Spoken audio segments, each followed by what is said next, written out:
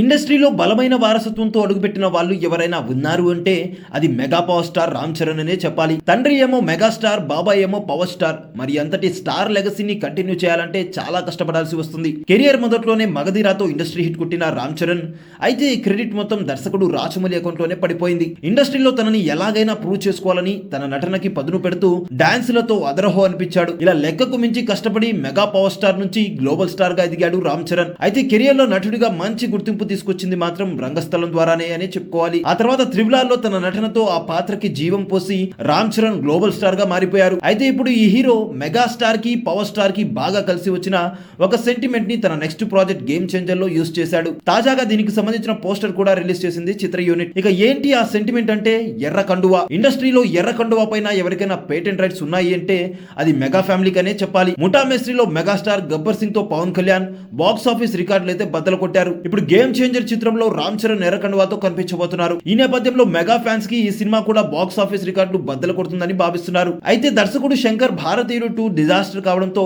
Fans అయితే కొంచెం tension పడుతున్నారు. ఆ ఫ్లాప్ తో తేరుకున్న శంకర్ జాగ్రత్తలు తీసుకుని గేమ్ చేంజర్ ని మళ్లీ చెక్కే పనిలో పడినట్టు సమాచారం. అయితే ఈ సినిమా డిసెంబర్ 20న ప్రేక్షకుల ముందుకు రాబోతున్నట్లు సమాచారం. అయితే ఈ సినిమా మెగా కాంపౌండ్ సెంటిమెంట్ ని కంటిన్యూ చేస్తుందని అనుకుంటున్నారో లేక బ్రేక్ చేస్తుందని అనుకుంటున్నారో కామెంట్ రూపంలో అయితే తెలియచేయండి.